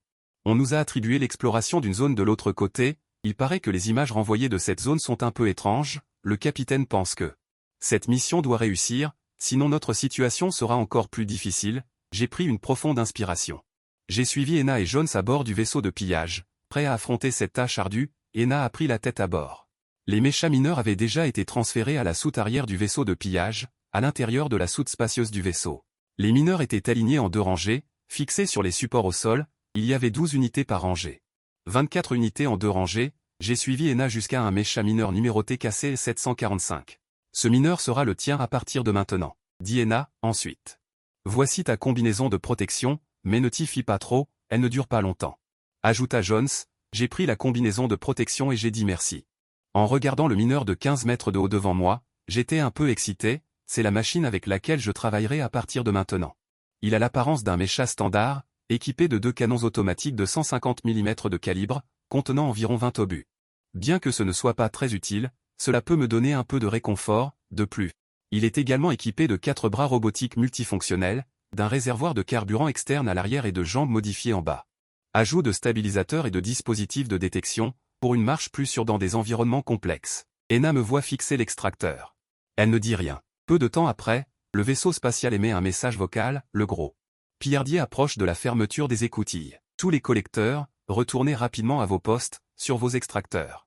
Soyez prêts, c'est l'heure. Après qu'Enna ait fini de parler, elle grimpe dans le cockpit en empruntant l'échelle. Je reviens à la réalité et la suis. Arrivé en haut, je me glisse dans le cockpit et m'assois sur le siège de pilotage glacé. Mes mains agrippent les manches de commande, cette sensation métallique froide me plaît beaucoup. J'ai l'impression de commencer à aimer cette sensation. Alors que tous les pilotes sont à leur poste, les extracteurs démarrent un par un, leurs yeux s'illuminant. J'appuie sur le bouton de démarrage. Une voix mécanique retentit, démarrage en cours, vérification de l'identification. Identification par empreinte digitale réussie, identification par pupille réussie, identité, Ganlon. L'intérieur de l'extracteur commence à fonctionner. Je le manœuvre pour qu'il se lève. À ce moment-là, l'image de Gila apparaît. Bonjour à tous, je suis Gila, responsable de cette opération. Je serai en charge du commandement cette fois. Gila poursuit, je vous remercie beaucoup pour votre contribution au Shiboni. Soyez prudents, et bon voyage. Après ces mots, un signal sonore strident retentit dans tout le hangar, ouverture imminente de la porte d'accès au vol extérieur. Tout le personnel du hangar doit quitter le hangar et se rendre dans la zone de sécurité isolée. Répétez, l'opération va bientôt commencer. La porte d'accès au vol extérieur va s'ouvrir. Tout le personnel doit immédiatement quitter le hangar et se rendre dans la zone de sécurité isolée. Compte à rebours lancé, le gros poisson démarre, son moteur émettant un rugissement énorme. Même assis dans l'extracteur, je peux l'entendre très clairement. Je suis un peu surpris, comment peut-il y avoir autant de bruit? Mais en y réfléchissant, c'est normal. La durée de vie du pillardier a dépassé sa conception depuis longtemps, il n'a cessé d'être rénové. Le gros poisson flotte lentement et se dirige vers le tunnel. Après avoir traversé le tunnel, il quitte le Shiboni et entre dans l'espace. Assis dans le cockpit de l'extracteur, je ne ressens pas grand-chose, mais je sais que le gros poisson se dirige déjà vers les coordonnées désignées. Un compte à rebours de 40 minutes avant l'entrée dans les coordonnées désignées apparaît sur l'écran devant moi, et l'image change. L'image d'Ena apparaît. Elle dit avec sérieux, une fois que nous aurons atteint les coordonnées désignées, la mission sera envoyée. En tant que chef d'équipe, ta règle, nouveau, est d'obéir aux ordres, et de ne pas avoir d'idée de ton propre chef. L'extraction de ressources est déjà très dangereuse, et si vous n'avez pas de chance, cette mission sera encore plus difficile. Je répondis calmement, bien. L'image d'Ena disparut. Je regardais le compte à rebours sur l'écran. Comme il n'y avait rien d'autre à faire, j'ai commencé à afficher les données du pionnier pour les consulter. Contenu, situé sur la planète V42-52. Latitude 462. Zone 752. Un détecteur a découvert des ondulations de rétroaction inconnues. En raison de graves interférences atmosphériques, il est impossible d'obtenir des ondulations de rétroaction complètes du détecteur. Une enquête sur le terrain est nécessaire. Exigence de la mission, se rendre à l'endroit désigné pour effectuer une enquête. J'ai baissé les yeux sur la planète où j'allais me rendre. Elle était grise et je ne pouvais voir aucune autre couleur. Je pense que ce n'est pas l'apparence originale de cette planète. Le gris doit être l'atmosphère. C'est-à-dire l'étrange interférence dont il parle. En analysant les données, j'ai été surpris. Un sourire apparut soudain sur mon visage. Je me suis réveillé en sursaut. Contient des éléments. Hydrogène, carbone, oxygène.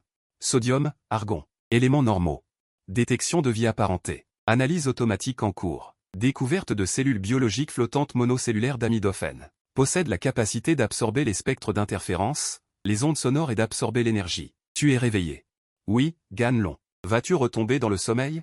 Théoriquement, oui. Je maintiens mon fonctionnement en absorbant l'énergie de votre corps. Il est prévu que je retombe en hibernation dans un mois.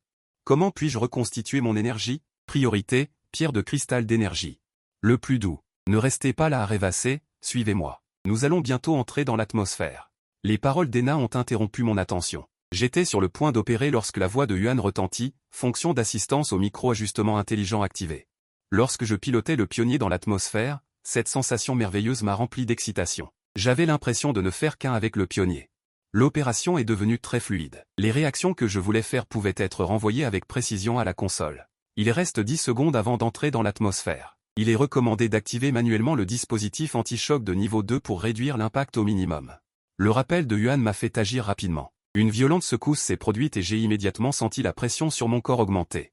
La température ambiante a commencé à augmenter. La température est devenue de plus en plus chaude, atteignant déjà 50 degrés. Mais elle n'a pas dépassé ce niveau. J'ai commencé à transpirer abondamment, mais je suis resté concentré sur l'opération du pionnier. Combien de temps avant de sortir de l'atmosphère? Demandai-je, en regardant de l'extérieur. L'extracteur est rougeoyant, comme brûlé à blanc. Calcul en cours. Encore 172 secondes, répondit Yuan. J'ai commencé à décompter silencieusement. Quand il ne restait que 10 secondes, j'ai commencé à opérer l'extracteur pour corriger sa posture. Suggestion. Ouvrir l'éjecteur numéro 4, fermer l'éjecteur arrière, dit Yuan. J'ai suivi les conseils de Yuan pour opérer, et au moment où l'extracteur a quitté l'atmosphère, j'ai rapidement ajusté son état. Suspendu dans le ciel, Ena et Jones ont également commencé à ajuster la posture du pionnier, Ena m'a brièvement remarqué. Elle semblait surprise que j'ajuste si rapidement sa posture, après tout, elle m'avait vu démarrer le pionnier. Avec des mouvements très maladroits, une posture de débutant standard. J'ai piloté l'extracteur à côté d'Ena. Ena a repris ses esprits et a dit, attendez sur place, en attendant que les gardiens explorent les niveaux de danger environnants. À ce moment-là, des gardiens légers ont traversé l'atmosphère, passant à toute vitesse à côté. J'ai regardé le motif d'imagerie optique. En dessous se trouvait une terre jaune et desséchée, pleine de pierres brisées, de cratères profonds. De pics montagneux irréguliers, au premier coup d'œil, il ne semblait pas y avoir de vie survivante. Jones bâilla et dit, petit. Comment te sens-tu? Te sens-tu essoufflé? Si tu ne peux pas le supporter, tu peux activer le système de maintien. De la vie au plus haut niveau. Merci pour le conseil, répondis-je poliment. Mais cela signifie que le temps que tu passeras ici sera raccourci, et les performances dangereuses seront également augmentées. Tu dois le gérer toi-même, expliqua Jones. Environ 1 heure plus tard. Les méchas légers qui étaient allés explorer devant ont renvoyé des informations, sécurité préliminaire. Allons-y. Ena a pris la tête en volant vers le bas, et rapidement nous trois avons atterri sur le sol. Nous devons déployer des collecteurs aux endroits désignés. Nous trois, chacun est responsable d'une direction, si vous rencontrez des problèmes, demandez de l'aide, et ne vous écartez pas de la zone de déploiement. Ena nous a ordonné. Oui, j'ai commencé à suivre la carte fournie, en libérant des collecteurs en cours de route. Les collecteurs sont très petits, à peu près de la taille d'une paume d'adulte. Ils sont spécialement utilisés pour collecter des informations géologiques et peuvent effectuer une analyse préliminaire. On m'a attribué 30 collecteurs. D'une certaine manière, cela devrait être considéré comme une attention pour les nouveaux venus, au contraire, la charge de travail d'Ena et de Jones a augmenté. Je pilote l'extracteur vers les coordonnées. Marquées sur la carte, la distance entre une coordonnée et une autre est d'environ une demi-heure. Certaines sont plus proches, ce qui signifie qu'il faudra environ 15 heures pour tout déployer. Bien sûr, c'est théorique. Illusion, combien de temps faut-il pour tout déployer, ai-je demandé. On estime à 16h23, et à 23h11 si l'on tient compte du temps de retour, a répondu Illusion. Yo et moi discutions tout en travaillant, Illusion m'a dit. Il y a 70% de chances que des ressources utilisables soient enfouies ici, 20% qu'il n'y ait pas de ressources utilisables et 5% qu'il y ait des ressources rares. En entendant cette nouvelle, j'étais secrètement heureux, la commission de ce mois-ci ne devrait pas être trop moche. Le collecteur a été déployé, une machine ovale de la taille d'un poing a déployé des engrenages de bord, qui se sont mis à tourner. La queue est conique, perçant la surface et se fixant au sol, un voyant vert s'est mis à clignoter. Cela comptait comme l'installation d'un point de collecte. Une fois l'installation terminée, je me suis précipité vers la prochaine destination. C'est une tâche très ennuyeuse, mais pour vivre, je dois persévérer. J'ai continué mon travail, en me dirigeant vers l'objectif suivant, quand Illusion a donné un avertissement, pression atmosphérique instable détectée, augmentant continuellement. Illusion a donné 3 suggestions de plan. Plan 1, se rendre aux coordonnées temporaires 712 142 pour l'éviter. Plan 2, marcher 5 km en avant et s'abriter au pied de la faille rocheuse. Plan 3, quitter cette zone. J'y ai réfléchi un peu, les coordonnées données par le plan 1 étaient un peu trop éloignées. Le plan 2 était en fait le plus approprié, mais personne ne savait quel type de climat allait se former, le plan 3 a été directement écarté par moi. Après avoir hésité quelques secondes, j'ai quand même choisi le plan 1 et j'ai commencé à m'éloigner de la zone de mission. En me précipitant vers les coordonnées, l'ancienne planète bleue était prospère et d'innombrables pays étaient établis. Mais une guerre a tout changé. L'armée extraterrestre dirigée par les Ergonax xénomorphes a envahi le secteur stellaire humain. Ils avaient une force puissante et des troupes infinies, le monde humain est devenu sombre en un instant, et d'innombrables créatures ont été anéanties. Une poignée de survivants n'a pu que fuir dans l'espace à bord de vaisseaux spatiaux. À ce moment-là, je conduisais un Mecha, 3 heures s'étaient écoulées. La demande de communication d'Ena s'est soudainement connectée. J'ai accepté la communication et je l'ai entendu me questionner, « Qu'est-ce que tu fais ? Tu t'es écarté de la zone de travail. » J'avais un peu mal à la tête, comment devrais-je lui répondre ? J'ai l'impression que le climat est un peu bizarre. J'ai finalement choisi de répondre avec audace. Ena ne m'a pas réprimandé. Au lieu de cela, elle a affiché les valeurs sur le scanner, qui était en effet en dehors de la plage normale, mais le scanner n'a pas donné d'avertissement. Mais Ena a froncé les sourcils. Forte de son expérience, elle a immédiatement affiché les valeurs d'il y a 1 heure, avec une expression hésitante. Ne plus dévier, chercher un abri sur place. Ena a répondu puis a coupé directement la communication. Elle a commencé à essayer de se connecter au gros poisson, mais a découvert que la communication était interrompue.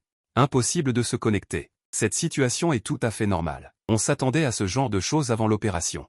Mais on se sent vraiment mal quand on en a besoin. Jones s'est connecté à Ena et a demandé avec perplexité, « Qu'est-ce qui ne va pas ? » Rien. Je ne sais pas si c'est de l'imagination. La valeur de la pression atmosphérique semble fluctuer un peu trop. Je vais voir. C'est vrai que c'est un peu trop loin, mais pas au point de déclencher une alerte. Qu'en penses-tu ? As-tu contacté le gros poisson ? Il devrait voir plus clairement là-haut. Chercher un abri à proximité et attendre. Si tout va bien, considère ça comme une pause anticipée. Ena n'a plus hésité une seconde. D'accord, on fait comme tu dis. Après avoir discuté, Ena a jeté un coup d'œil à la cible que j'avais localisée. Ce type est toujours en train de dévier. Ena n'a pas cherché à me corriger. Une fois, c'est un rappel. Puisque j'insiste autant. Elle n'a aucune obligation. En fait, je suis aussi très étonné. Pourquoi l'emplacement donné par YE d'éviter-il autant ? Quand je suis arrivé aux coordonnées indiquées, j'ai été complètement choqué. C'était un immense gouffre, ressemblant beaucoup à ce qui reste après un impact de météorite. C'est un très bon refuge. En raison de l'impact, la géologie de ce gouffre est très solide. C'est plus sûr pour se cacher. J'ai volé vers le bas et j'ai trouvé un coin. J'ai activé le dispositif de fixation. L'énorme mec excavateur a ouvert des brèches dans le ventre et le dos. Des supports de fixation se sont déployés. La tête du support de fixation est un forêt conique qui a commencé à percer la surface solide du sol. Après avoir percé à une certaine profondeur, la tête a commencé à déployer des griffes inversées tout autour. Fixation en cours. Mode de fixation activé. Je me suis étiré. À ce moment-là, le scanner a soudainement émis un signal d'alerte perçant. Détection d'un flux d'air anormal. J'ai fait quelques manipulations et j'ai directement désactivé le signal d'alerte. Les calculs de Yuan sont corrects. À ce moment-là, à bord du gros poisson, Quark était assis au pupitre de commande, se grattant la tête. C'est vraiment diabolique. Le scanner n'a aucune réaction et le canal d'information est également interrompu de manière inattendue. Il faut être patient et calme quand on fait les choses. Celui qui parle est un vieil homme aux cheveux blancs portant un uniforme de capitaine. Il est le capitaine titulaire du Gros Poisson. Le Gros Poisson a un total de 4 capitaines, un capitaine titulaire, 3 seconds capitaines, et Quark est le plus jeune d'entre eux et aussi la cible de formation principale. J'ai l'impression que l'effet de résistance de l'atmosphère semble s'être renforcé. Serait-ce que nous entrons dans un mode de conditions météorologiques défavorables, demanda Quark. Ce n'est pas impossible ce que tu dis, mais ce que nous devons faire maintenant, c'est leur faire confiance, dit calmement le vieux capitaine. À ce moment-là, une image a surgi. Capitaine de Miken, comment vont les choses de votre côté? L'image qui est apparue est celle de Cora, la capitaine du gigantesque vaisseau prédateur champignon, une femme d'âge moyen. Cheveux blonds cendrés, yeux gris, silhouette pulpeuse. Elle dégage un parfum de femme mûre. Quand Quark a vu que c'était Cora qui est apparue, il s'est empressé de lui céder la place. Il semblait avoir très peur d'elle. Cora a manifestement vu la réaction de Quark, mais elle n'a pas le temps de s'occuper de lui maintenant. Parce qu'elle a de gros problèmes, perte de contact, pas de retour d'information pour le moment. Selon le plan prévu, ils devraient tous être en train de travailler. Il y a 3 heures. Le scanner a détecté des fluctuations climatiques anormales, j'ai perdu le contact avec les mineurs, même les communications avec le groupe d'escorte ont été interrompues. Par mesure de sécurité, j'ai lancé l'explorateur Gris Mushroom. Quel est le résultat? Demanda Demiken. C'est terrible. Gris Mushroom a perdu le contact peu de temps après être entré dans l'atmosphère. Les dernières informations renvoyées étaient assez mauvaises. La tempête arrive. En entendant les paroles de Cora, tout le monde s'est tu instantanément. Faut-il arrêter les opérations? Demanda Demiken. Il n'y a aucun moyen d'arrêter les opérations. Et nous ne pouvons pas arrêter les opérations. Cette affaire a déjà été soumise à la direction et la réponse a été de leur faire confiance.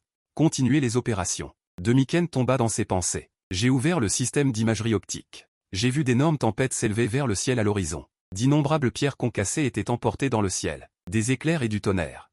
Le monde s'est assombri instantanément, comme si la fin du monde était arrivée. J'ai pris une profonde inspiration. J'ai essayé de me calmer. La tempête a déferlé et le mineur a tremblé violemment. Je regarde de temps en temps les chiffres sur l'écran. La situation est très mauvaise. La sensation la plus directe est les secousses et la baisse rapide de la température. L'IA me rappelle d'augmenter la puissance du système de survie. Je n'ai pas pu m'empêcher de frissonner. Il faisait trop froid. J'ai augmenté la puissance, et c'était à peine mieux. Diverses alarmes ont retenti dans le cockpit.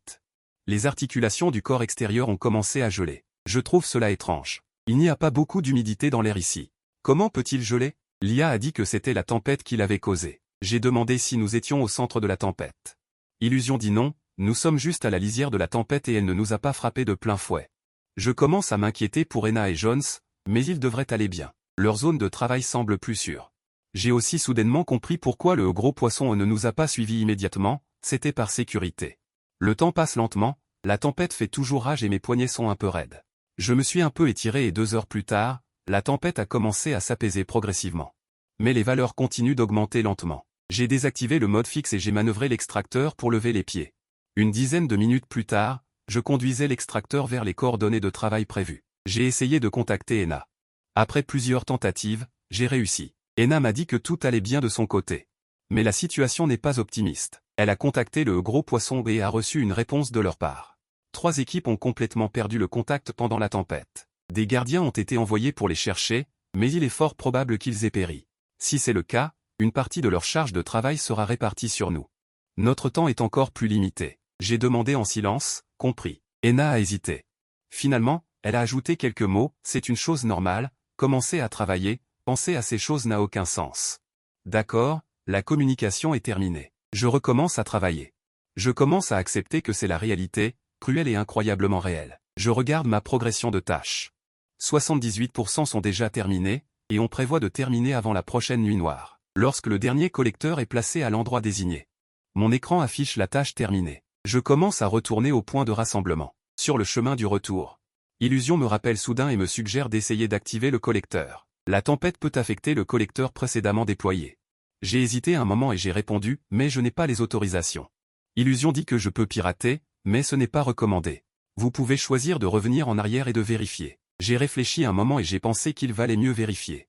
Alors je suis retourné à l'endroit où j'avais placé le collecteur et j'ai commencé à vérifier. À cause de la vérification, j'ai pris du retard. Quand je suis revenu au point de rassemblement, Ena et Jones étaient déjà arrivés. Ena nous a demandé, avez-vous tous bien placé les collecteurs? Jones et moi avons répondu qu'il n'y avait pas de problème. Ena a écouté notre réponse. Début de l'envoi d'informations au Fatfish, l'information n'est toujours pas très fluide, Ena essaie encore et encore. Finalement, la connexion est établie avec succès, l'image de Quark apparaît devant Ena, Quark dit. Belle mademoiselle Ena, votre équipe a-t-elle terminé? Ena répond. Terminé. Quark dit, très bien. Alors commencez à activer le collecteur, bonne chance. L'écran d'Ena commence à afficher une barre de progression. Tous les collecteurs commencent à se connecter à l'explorateur d'Ena, et Ena projette également les informations de l'écran sur les écrans de Qianlong et Jones. 1%, 2%, 3%, 82%.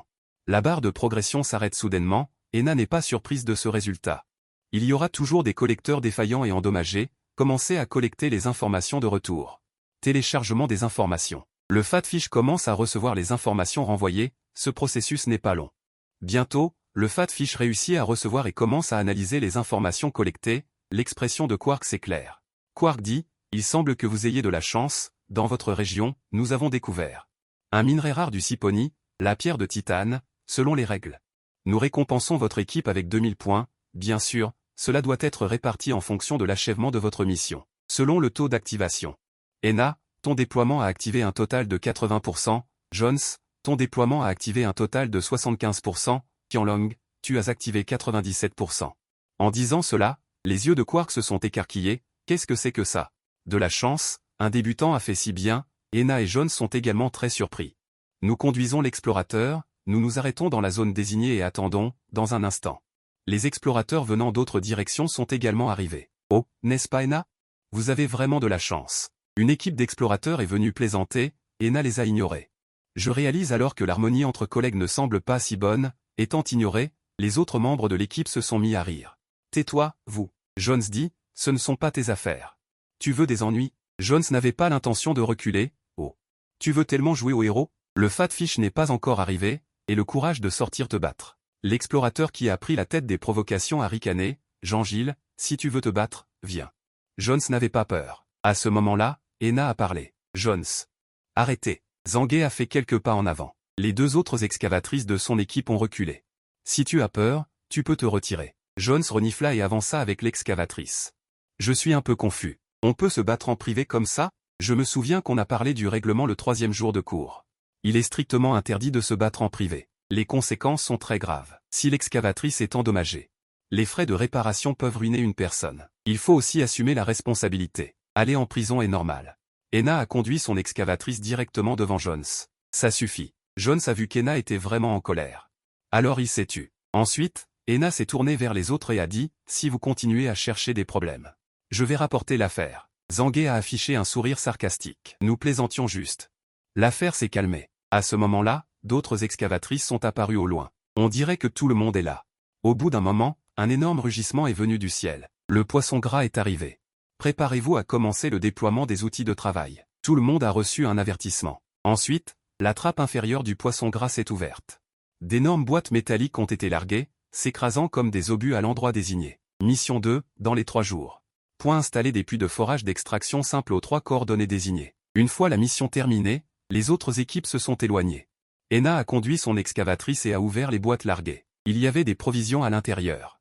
Il y avait aussi des pièces de machines. On a sorti les machines semi-assemblées. Jones et moi n'étions pas inactifs non plus. On s'est dépêché d'aider. C'est déjà notre 20e jour de travail. On a extrait un total de plus de 100 boîtes de titanite. Le poisson gras a lentement réduit son altitude depuis le ciel et a commencé à récupérer les fournitures et les instruments. Ena et les 2 autres sont également montés à bord du poisson gras avec succès. Notre première mission est terminée. Le poisson gras s'est envolé vers les 2 autres points de récupération, après être descendu de l'excavatrice. J'ai vu Ena manipuler l'écran virtuel. En dessous se trouvaient les lieux d'extraction des autres équipes. La quantité semblait un peu faible. Yuan a donné des chiffres précis à travers l'image, 82 boîtes. Il semble que j'ai vraiment profité de l'occasion. J'ai fait un petit calcul. Soudain, Yuan a émis un avertissement strident, avertissement. Détection de la réaction biologique de l'insectoïde Borok. Je venais de réagir quand j'ai vu en dessous. Point à côté de l'excavatrice qui faisait des signes de la main au poisson gras, des morceaux s'effondraient soudainement. Dans la salle de commandement du poisson gras. Demiken s'est levé de son siège. Ensuite, il a rugi, équipe poisson gras 3, équipe poisson gras 5. Retraite immédiate, que les gardiens les soutiennent immédiatement. À ce moment, 3 gardiens sont descendus du ciel. Ils ont commencé à attaquer ce monstre soudain, des rayons laser frappant la queue métallique l'un après l'autre. Des éclats de lumière blanche ont jailli, sans effet. Le visage de Demiken s'est assombri. L'un des gardiens, voyant que cela n'avait aucun effet, a sorti un canon portable de son dos et l'a installé. Obus perforant, un obus cylindrique tiré vers le bas, avec une forte détonation. Le sol entier s'est affaissé, formant un cratère profond, et la queue métallique qui retenait un exploiteur s'est relâchée. Cet exploiteur s'est immédiatement envolé désespérément, sans même regarder en arrière, sans se soucier de savoir si ses deux autres compagnons s'étaient libérés. On dirait qu'il a eu très peur. N'ayez pas peur, nous allons vous sauver tout de suite. Les gardiens ont essayé de rassurer les deux exploiteurs restants, et 3 gardiens ont formé une formation triangulaire, s'approchant lentement. À ce moment, je ressentais une forte sensation d'urgence en regardant l'image. Correspondance des données, queue de Hortan piquant d'élite de type 2, Zerg. Bien qu'il ait été tué, une réaction biologique Zerg-Pollock a été détectée, la cible n'est pas morte. Effectivement, dès que les gardiens se sont approchés, 5 queues métalliques ont soudainement percé le sol, attaquant les 3 gardiens. Les 3 gardiens ont également été surpris et se sont empressés de se relever pour éviter. Le gardien volant en tête n'a pas eu le temps d'esquiver, et son pied gauche a été directement enroulé par la queue métallique. Mince, je suis pris au piège. Les 2 autres gardiens esquivent constamment les attaques des queues métalliques, incapables de se dégager pendant un certain temps. Non. Une voix effrayée est soudainement venue, provenant du cockpit d'un exploiteur ligoté, probablement connecté à la communication du poisson gras.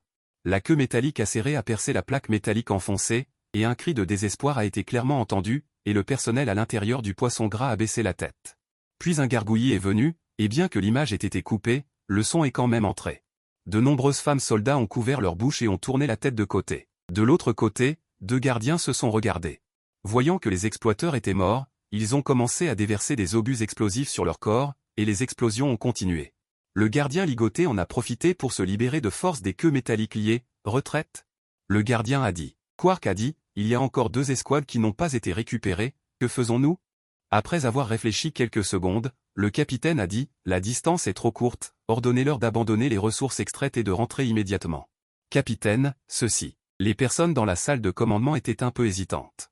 Il faut savoir que si on fait vraiment ça, la perte sera énorme. Exécutez les ordres du capitaine. Quark répéta. Bientôt, le reste des mineurs revinrent comme prévu au gros poisson. Un total de 24 mineurs sont partis, et seulement 13 sont revenus. Le taux de mortalité est presque de 50%. Bien que les 3 autres équipes soient portées disparues, en l'absence de nouvelles depuis si longtemps, on peut pratiquement les considérer comme mortes.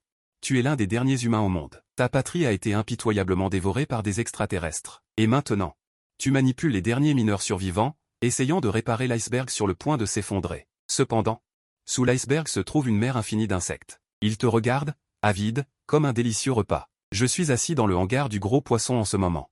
Mon cœur est lourd. Nous venons de vivre une bataille acharnée. Nous avons subi de lourdes pertes.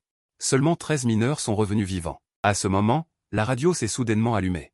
Avis urgent, en raison d'un changement dans la mission de collecte d'eau, le gros poisson va modifier sa trajectoire.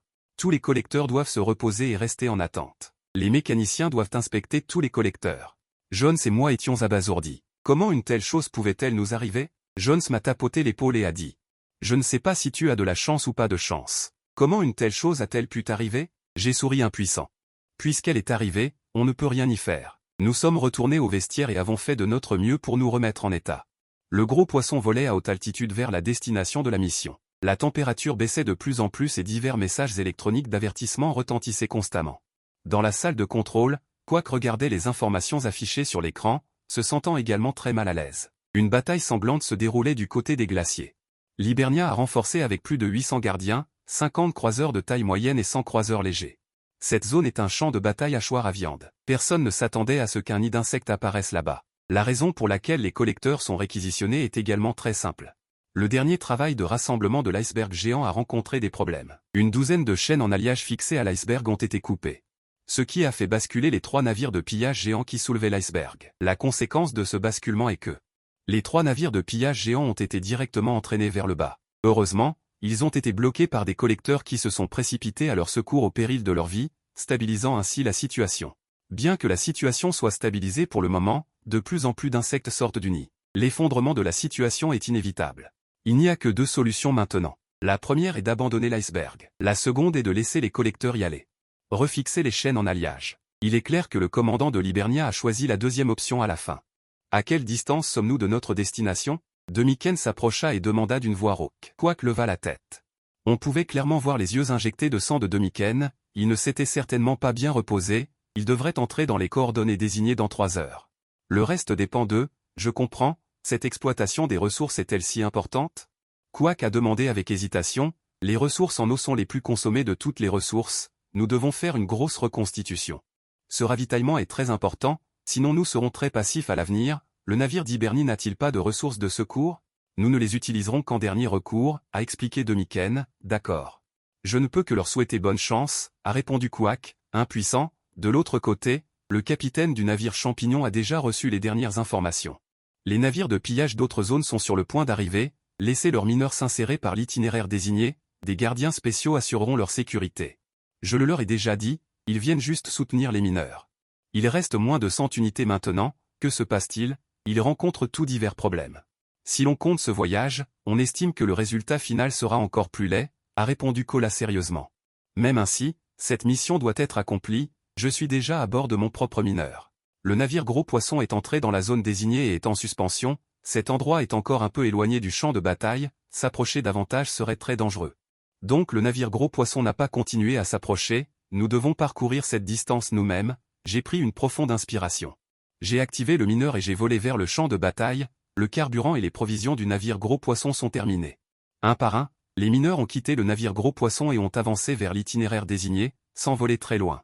Ils ont croisé 15 méchas gardiens, ces gardiens sont venus nous escorter, en les voyant.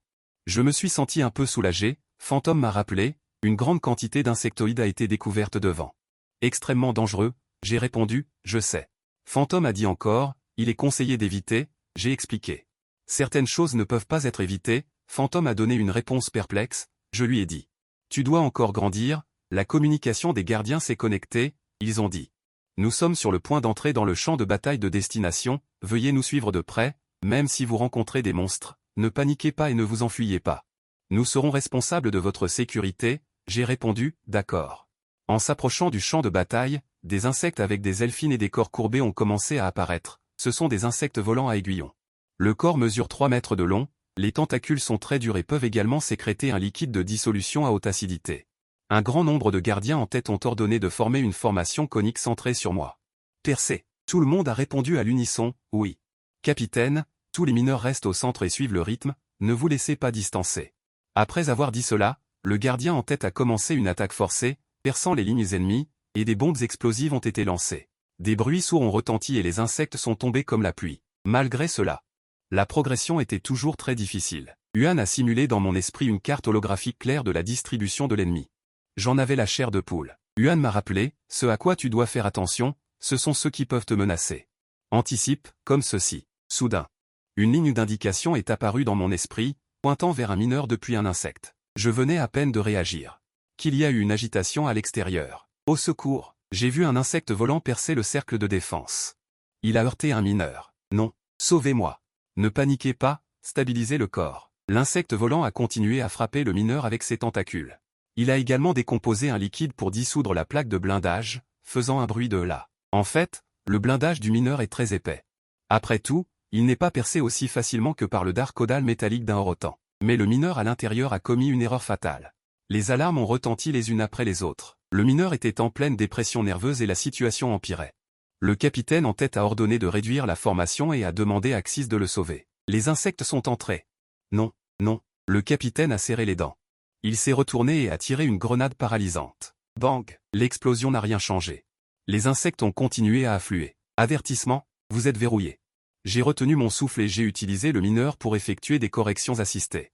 Yuan a averti, le mineur a bougé soudainement. La pince mécanique du bras gauche a attrapé avec précision un insecte volant qui s'était jeté sur lui. Xyz a réagi rapidement, a sorti une lame en titane alliée et a coupé l'insecte en deux.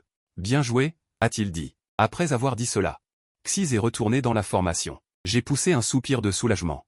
Mais Yuan m'a dit que la déviation de l'opération était de 16%, ce qui n'était pas satisfaisant et nécessitait un entraînement continu. L'équipe a continué à avancer. Une frégate intermédiaire a soudainement changé de direction, déversant des tirs d'artillerie sur nous. La pression sur les gardiens d'escorte a été considérablement réduite. Le plan d'intrusion se déroule de plus en plus facilement. Un iceberg flottant est apparu dans le champ de vision. Analyse en cours. Iceberg pur. Pas d'insectes biologiques. Parasites, environ 1,098 millions de mètres cubes. poids d'environ 988,200 tonnes. Angle biaisé de 47 degrés, inclinaison importante. Le chef d'équipe en tête a dit dans le canal vocal. Nous vous y emmenons. Le reste dépend de vous. Une tâche désignée est apparue sur mon écran. Correction de la chaîne d'alliage fixe numéro 172. Établissement d'une nouvelle chaîne d'alliage numéro 211. Analyse de la tâche. La chaîne d'alliage fixe numéro 172 s'écarte de l'angle prévu. Libérer l'embout de la chaîne d'alliage numéro 172. Réajuster et refixer. Deuxième analyse de la tâche. La chaîne d'alliage numéro 211 entoure le côté ouest de la cible. La source de fixation est champignon, chien de chasse, support fixe numéro 47. Support fixe numéro 82. Ensuite, un diagramme d'analyse tridimensionnelle est apparu. Le plan est clair. 4 équipes, 13 mineurs dispersés. Personne ne supervise. La tâche ne sera pas terminée si l'iceberg n'est pas corrigé. Impossible de se retirer. Chaque minute passée ici nous rapproche de la mort. J'ai piloté le mineur vers l'iceberg. À la recherche de l'extrémité de la chaîne d'alliage numéro 172. Après m'être approché, j'ai été stupéfait. Il y avait des chaînes d'alliage partout sur le glacier. Il était difficile de distinguer laquelle était la numéro 172. De nombreux mineurs travaillaient. Certains construisaient de nouvelles chaînes, d'autres nettoyaient les chaînes de remplacement, et d'autres encore soutenaient l'iceberg par le bas. J'ai cherché attentivement et patiemment, mais je n'ai rien trouvé. Recherche de la chaîne numéro 172. Recherche en cours. Affichage de la cible. J'ai vu un modèle d'iceberg dans mes yeux. Une ligne rouge était intégrée à l'intérieur de l'iceberg. Le meilleur endroit pour la correction était de couper au niveau du connecteur du vaisseau spatial. J'ai suivi la chaîne numéro 172 jusqu'à la source, champignon, et je suis arrivé en douceur au fond. J'ai tendu mon bras mécanique pour démonter le loquet de sécurité de l'extrémité de la chaîne d'alliage. Clic et déverrouillé. J'ai attrapé la chaîne numéro 172 et j'ai volé. Déplacer la chaîne intégrée à l'iceberg, réajuster. J'ai vu une ligne pointillée jaune s'étendre à côté de moi. Les deux autres montraient une distance plus longue. J'ai piloté le mineur vers l'arrière, déviant de la trajectoire. Soudain, un insecte volant géant a percé les lignes de défense et s'est précipité à l'intérieur. Son volume était à peu près le même que celui d'un mineur. Avec 6 paires d'ailes sur les côtés et des cavités circulaires sur l'abdomen, ce sont des haïtochons de classe soldat. Les cavités abdominales peuvent projeter des liquides hautement corrosifs et ont une capacité de morsure élevée. La voix de Yuan retentit à nouveau. Après que les haïtochons se soient précipités, les cavités abdominales ont projeté des jets de liquide vert, et les mineurs travaillant devant se sont empressés d'esquiver. Mais le liquide vert est tombé sur les chaînes en alliage, les dissolvant instantanément. Zut. J'ai eu un coup de stress, les mineurs ont levé leurs canons et ont visé les haïtochons, tirant sans arrêt. Les haïtochons volaient rapidement dans les airs, évitant les attaques des canons, et passaient au-dessus d'un mineur. Il a tiré une grande quantité de liquide corrosif sur lui, et après que le mineur ait été touché par le liquide corrosif, toute la machine est tombée directement. Il est tombé sur l'iceberg, la coque continuait de faire des étincelles, bien que l'armure de la carrosserie ne se soit pas dissoute. Mais il était toujours paralysé, j'ai levé le canon et j'ai visé l'haïtochon. Aidez-moi à corriger, correction automatique en cours, point faible verrouillé. J'ai appuyé sur le bouton de tir, tirant des canons denses, les haïtochons venaient juste d'esquiver vers la gauche. Son corps a été directement touché par les canons, et des explosions ont continué à fleurir sur son abdomen, ses ailes et sa tête, et l'haïtochon a poussé un cri lugubre. Un trou a été dynamité dans son corps, puis il est tombé à contre-cœur, j'ai poussé un soupir de soulagement. J'ai continué à travailler, en ajustant la position des chaînes, et ensuite, cela s'est bien passé. J'ai réussi à ajuster la position de la chaîne à l'angle spécifié, et j'ai reconnecté la chaîne au vaisseau champignon, bientôt. Un officier féminin du vaisseau champignon est apparu devant moi, je suis le lieutenant Lanfu du vaisseau champignon, votre demande a été approuvée. La chaîne en alliage numéro 211 sera libérée par l'orifice de libération numéro 32, bonne chance. J'ai dit, merci. Lanfu a répondu sérieusement, c'est plutôt nous qui devrions vous remercier. J'ai juste légèrement hoché la tête et coupé la communication. Je me suis envolé vers l'orifice de libération numéro 32, et quand je suis arrivé à l'orifice de libération numéro 32, une chaîne en alliage effroyablement épaisse a été descendue. J'ai contrôlé le mineur pour saisir la chaîne en alliage, puis je l'ai tiré vers le numéro 47 au fond. Cadre de fixation pour l'incrustation et la fixation, pour être honnête, cette tâche n'est pas difficile. C'est juste que les combats à la périphérie sont trop intenses, tout le monde est sur les nerfs, et de temps en temps, quelques retardataires se faufilent. Le personnel des gardiens est insuffisant et ils ne peuvent pas être éliminés immédiatement, ce qui ralentit les progrès. J'ai saisi la chaîne en alliage et j'ai commencé à voler autour de l'iceberg, tour après tour.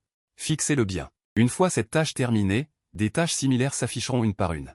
Ce doit être une tâche qu'aucun autre mineur ne peut accomplir. Je continue à travailler, pensant que plus vite je termine, mieux c'est. 7 heures plus tard, j'ai finalement terminé la dernière tâche. Aucune nouvelle tâche n'a été attribuée. Seul un message apparaît, effectuez les derniers réglages fins dans une demi-heure. Le Shark sera remis en puissance maximale. Relevez la partie du glacier qui a coulé. Tous les mineurs passent en mode patrouille. J'ai poussé un soupir de soulagement. J'ai essuyé la sueur de mon front. Enfin terminé. Peu de temps après, accompagné d'un énorme rugissement, les 4 moteurs du Shark vont commencer à fonctionner à pleine charge. Le Shark s'élève lentement. L'inclinaison de l'iceberg commence à se corriger. Angle de correction. 5%, 10%, 15%. 80%. Les personnes présentes regardent la valeur de correction qui est sur le point de revenir à la normale. Leur cœur bat la chamade. À ce moment précis, un énorme bruit d'explosion retentit dans le ciel. Alerte! Un nid d'insectes détecté. Phantom donne l'alerte. Je lève les yeux vers le ciel. Je vois un nid d'insectes qui s'est ouvert au sommet de l'iceberg on ne sait quand. Un léviathan, aussi grand qu'une corvette légère, sort du nid. Ce léviathan saute soudainement du nid et tombe sur l'iceberg comme un obus. Ce n'est pas bon. L'expression de Jira, qui dirigeait les opérations, se fige. Elle donne immédiatement l'ordre. Mineurs, soutenez l'iceberg. Gardiens, exterminez cet insecte. Le léviathan s'écrase lourdement sur le bord de l'iceberg. L'iceberg, qui était en train d'être corrigé, est immédiatement incliné sous l'impact. Les employés du Mushroom sont violemment ballottés de tous les côtés par la force de traction. Cora crie, augmentez de force la puissance du moteur. À 105%. Oui, la dernière tâche apparaît sur mon écran. Soutenir l'iceberg par le bas. Ce n'est pas bon. L'iceberg commence à s'incliner rapidement sous l'effet de l'impact. Le cœur de Jira bat la chamade. Alors que l'inclinaison de l'iceberg est sur le point d'atteindre le point critique, la vitesse commence à diminuer. Au bas de l'iceberg en train de s'incliner, je pilote un mineur et active les bras mécaniques pour soutenir le fond. La puissance est au maximum. Des étincelles jaillissent des bras de temps en temps. On dirait que je ne vais pas pouvoir tenir plus longtemps. À ce moment-là, des mineurs volent vers moi depuis l'arrière et tendent leurs bras mécaniques pour soutenir le fond. Alors que de plus en plus de mineurs se joignent, l'angle d'inclinaison de l'iceberg se stabilise progressivement. Alerte! Le niveau de danger augmente, la voix de Yuan me l'indique dans mon esprit, je demande avec une grande perplexité. Que se passe-t-il? Direction 11 heures, un grand nombre d'insectoïdes percent la ligne de défense. Après calcul, vous serez la première cible. Il est conseillé d'éviter, conseille Yuan. Je prends une profonde inspiration et secoue la tête. Il n'y a aucun moyen d'échapper. Si j'échappe à ce moment crucial, cela violera certainement les ordres militaires et Fanfan Xinghe. Il n'y a plus d'endroit où aller. C'est le dernier espoir, répond Yuan. Rejetez la première suggestion, démarrez le deuxième plan, camouflage de spores activé.